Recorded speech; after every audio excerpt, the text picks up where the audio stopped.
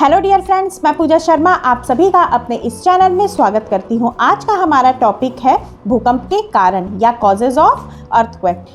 अगर हम भूकंप के कारणों पर गौर करें तो हम भूकंप के कारणों को दो भागों में विभक्त कर सकते हैं। पहला प्राकृतिक कारक जो नेचर के द्वारा उत्पन्न होता है, और दूसरा मानव निर्मित कारक मतलब जो हम ह्यूमन की एक्टिविटी के द्वारा भूकंप आता है।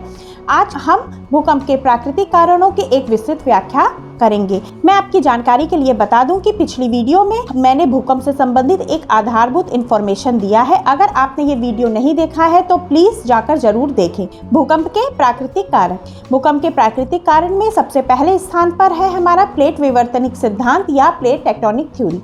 हम सभी जानते हैं कि हमारी पृथ्वी कई बड़े और छोटे प्लेटों के कॉम्बिनेशन से बनी हुई है।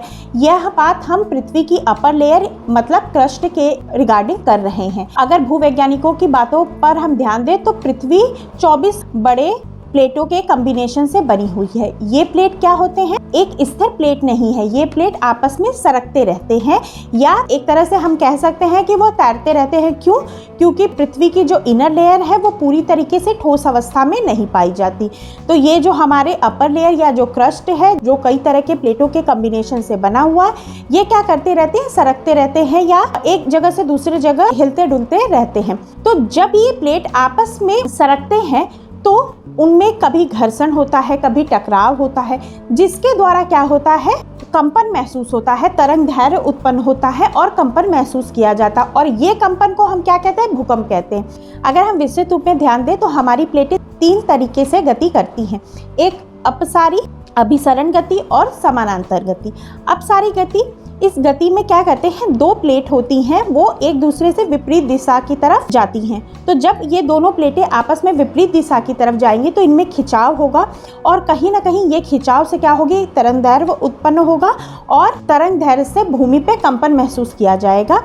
ये अपसारी गति है। और उसके बाद अभिसरण गति, इसमें क्या होता है? 2 प्लेटें एक ही दिशा में चलती हैं। जब कोई भी सामान, अगर मान लीजिए 2 कार है सामने चल रही हैं और सामने ही एक साथ चलती रहेगी तो वो जाहिर सी बात है आपस में टक्कर खाएगी।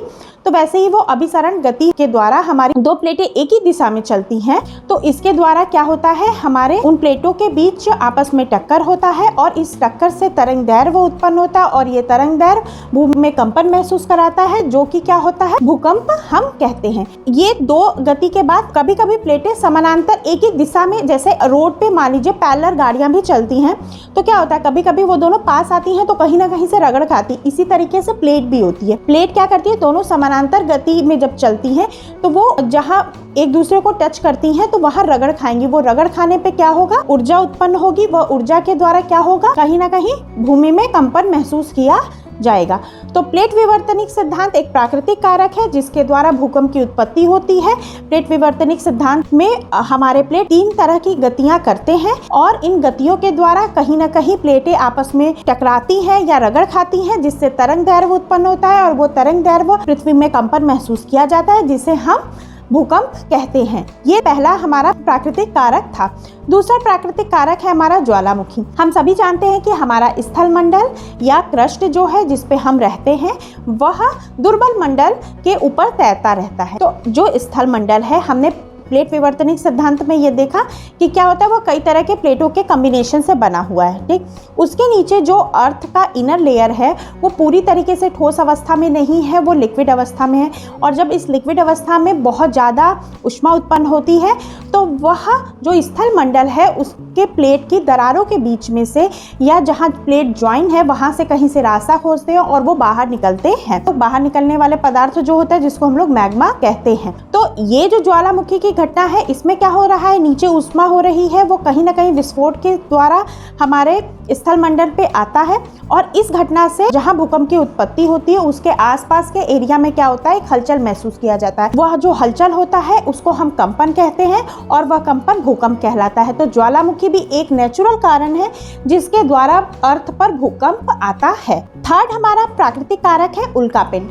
हम सभी जानते हैं हमारे सौरमंडल में काफ़ी सारे उल्कापिंड हैं। हमारे अर्थ से जब कोई बड़ा या भारी उल्कापिंड टकराता है, आप सामान्यतः सोचिए, अगर कोई दो चीज़, मान लीजिए एक बहुत बड़ी है, एक छोटी है, एक फुटबॉल है और एक प्लास्टिक बॉल है, अगर वो दोनों आपस में टकराएंगे तो बहुत ज़्यादा फुटबॉल के ऊपर असर नहीं पड़ेगा। लेकिन अगर लगभग दोनों फुटबॉल ही हैं और दोनों की साइज़ लगभग सेम है, तो वो अगर आपस में टकराएंगे तो जाहिर सी बात है दोनों में क्या होगा, असर पड़ेगा, दोनों पे इफेक्ट दिखेगा। तो इसी तरीके से जब हमारे सौरमंडल में भारी उल्कापिंड या बड़े उल्कापिंड हमारे पृथ्वी से टकराते हैं तो उसके द्वारा भी पृथ्वी पे कई भागों में हलचल महसूस की जाती है, जो हलचल को हम भूकंप की श्रेणी में रखते हैं।